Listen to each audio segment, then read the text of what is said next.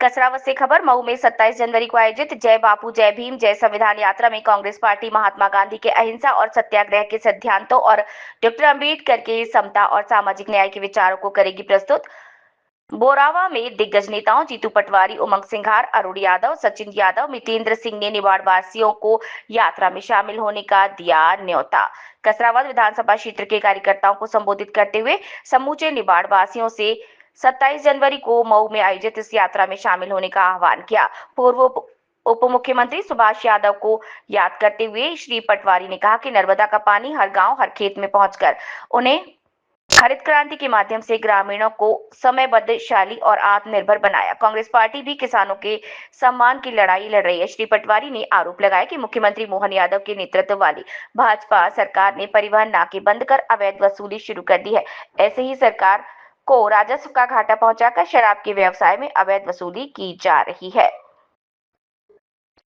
मध्य प्रदेश विधानसभा के नेता प्रतिपक्ष उमंग सिंघार ने कार्यकर्ताओं से मऊ चलने की अपील करते हुए कहा कि डॉक्टर अंबेडकर की जन्मस्थली होने के कारण मऊ भारतीय समाज के समता और समानता के संघर्ष का प्रतीक है।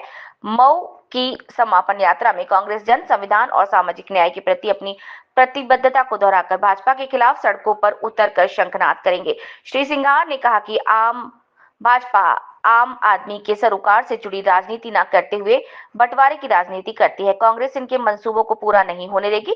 मध्य प्रदेश में अब निवाड़ की इस धरती से प्रदेश में बदलाव लेकर आएंगे।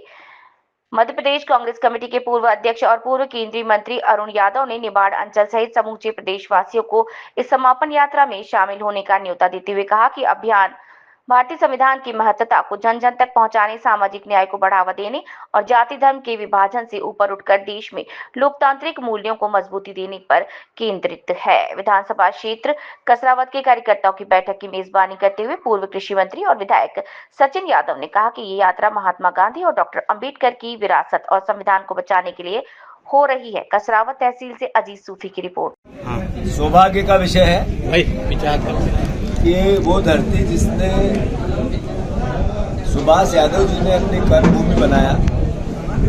कसरावत विधानसभा की मीटिंग में हम सबको आदरणीय उमंग सिंघार जी, आदरणीय अरुण यादव जी और सभी सचिन यादव जी, हमारे यूथ कांग्रेस के अध्यक्ष, सभी को एक साथ सब परिवार के लोगों से मिलने का अवसर मिला। संदर्भ है कि जय बापू जय भीम जय संविधान की जो मऊ में रैली है उसके संदर्भ में निमंत्रण परिवार के लोगों को देना था और जो जनता ने हमें दायित्व दिया है विपक्ष की भूमिका निभाने का, उसको लेकर कांग्रेस पार्टी के कार्यकर्ताओं से चर्चा करनी थी। मैं मानता हूं कि मोहन यादव जी जब से मुख्यमंत्री बने हैं प्रदेश में सिर्फ एक ही काम बच गया, कर्ज लेना, करप्शन करना और कमीशन के साथ बिस्किट खरीदना, सोने के बिस्किट खरीदना। अभी मोहन यादव जी ने जनता के प्रति उनका दायित्व क्या है एक मुख्यमंत्री का, उन्होंने एक गरीब जनता, निसहाय जनता के लिए जनता दरबार लगाया। जनता दरबार में जनता ही पर जिनको दरबार में सहायता करनी थी राजा नहीं आए। फिर तय ये हुआ कि अब जनता दरबार लगाएंगे पर सिलेक्टेड लोगों को बुलाएंगे। यानी क्या मैसेज है कि सिलेक्टेड लोग पहले फॉर्म भरो, आपने सीएम हेल्पलाइन पे किया कि नहीं उसकी आप पावती दो और फिर मुख्यमंत्री से मिलो।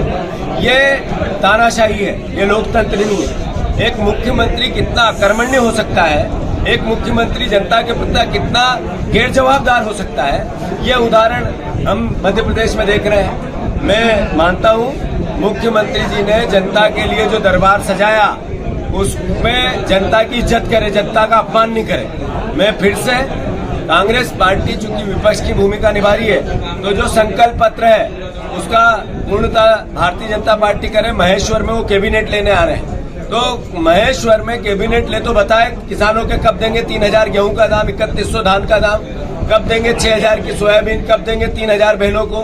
कांग्रेस पार्टी के सवाल है कब जो हमारे छात्र हैं जिनकी मेधावी छात्रों की स्कॉलरशिप है और व्यवस्थाएं बंद कर दी उसका क्या होगा। 73 योजनाएं 33 विभाग की बंद करी, वो क्यों बंद है? ये सवाल आज सरकार के सामने है और विपक्ष क्या दायित्व पूछे। मैं फिर से मोहन यादव जी इनका जवाब दो। जब महेश्वर में मंडलेश्वर में आप कैबिनेट करो तो जनता दरबार में जनता का अपमान क्यों? और दूसरा, जो आपने वचन पत्र दिया उसकी पूर्णता कब? और योजनाएं बंद क्यों हो रही और प्रदेश कर्जदार क्यों हो रहा है? धन्यवाद सर। 100 रुपए गेहूं पूछता नहीं तो अब 3000 करने चाहिए। आपने सुना होगा भाषण। तो मैं मानता हूँ कि वो लड़ाई जब हम लड़ रहे थे, शिवराज जी की आंखें बोल रही थी, उनका चेहरा बोल रहा था, वो सामने बैठे वो कह रहे थे कि भाषण देते रहे, कोई फर्क नहीं पड़ने वाला। पर किसान की आवाज थी, इस नाते अंदर डर भी था। जैसे ही चुनाव घोषित हुए 2700 रुपए कर दिया, पर दिए नहीं, वोट लेके निकल लिए पतली गली से दिल्ली। पर सोयाबीन के 6000 रुपए नहीं मिले तो अब सोयाबीन के किसानों को फायदा नहीं हो सकता है। अगर कपास का एक मिनिमम सपोर्ट प्राइस नहीं मिले तो फिर किसानों का वो हक और अधिकार नहीं मिल सकता है। जो गेहूं है, अब मैं कहता हूँ 3500 रुपए से नीचे बिकता है तो नुकसान है, मेरा ऐसा सोच है। सही। ये कई बीजेपी के लोग कहते हैं कि यार ये किसान की लड़ाई लड़ते हैं और कपड़े तो इनको ऐसे होते हैं। तो इनका सोच क्या है कि किसान का बेटा जींस टी शर्ट में नहीं रहता है, उसको फटा ही लेना पड़ेगा, इसलिए ये ऐसा सोचते हैं। थोड़ा सा टमाटर महंगे हो गए, सारी ये मीडिया महंगा महंगा महंगा, थोड़े से भी लहसुन महंगा हो गया तो चाइना से मंगा लिया। अगर ये फेंकने पड़ते हैं तो एक मीडिया नहीं बोलती और एक सरकार नहीं सोचती।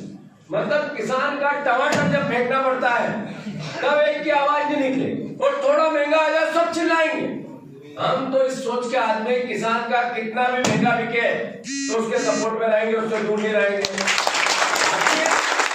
सेना पे, सीमा पे एक जवान शहादत देता है सीमा की सुरक्षा के लिए, वो भी इसी किसान की अनाज को तो खाता है, हमें पैदा करते हैं। हमारे हम भी रात को नहर चालू हो तो बहुत बढ़िया, नहीं चालू हो, जब नहीं थी नहर तो रात में लाइट का इंतजार करते करते कई लोग खेत में सोते थे। कई परेशानियां थी 10 तरह की, स्टार्टर नहीं है, वो अपना डीपी में ट्रांसफार्मर में कटआउट नहीं है तो हाथ से मारना पड़ता था, यूं से यूं तार करके। कई लोग मर गए उसमें, सही है कि गलत? तो मैं मानता हूँ कि किसान की जब बात हो तो ये विचार सबसे पवित्र है और इसकी लड़ाई में कभी कोई कसर बाकी नहीं छोड़ना चाहिए। तो ये हमें मिला है जवाबदेही, और हमारे नेता सुभाष यादव जी ने दिशा दी है सबको कि किसान की लड़ाई लड़नी हो तो पीछे हटना ही नहीं, कुछ हो जाए। तो मैं मानता हूँ, मैं उनकी बात को आत्मसात करता हूँ। और चूंकि आप लोग मुझसे बेहतर जानते हैं इस परिवार को, तो हम सबकी ड्यूटी जवाबदेही सबसे ज्यादा है। मैं आप सबसे इतना ही छोटे में आग्रह करना चाहता हूँ कि बीजेपी, अभी उमंग भैया ने बात करी मुख्यमंत्री जी की, मानना पड़ेगा आदमी अलग तरह का है। मोहन यादव नॉर्मल आदमी नहीं, 5000 करोड़ रुपए से नीचे कर्ज ले ले तो अपनी बेइज्जती समझता है।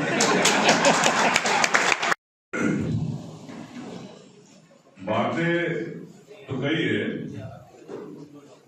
लेकिन बात आती है पूरे प्रदेश में हम लोग घूमते हैं, लेकिन प्रदेश के अंदर आप लोग कहते हो कि 20 साल हो गए सरकार नहीं बन रही।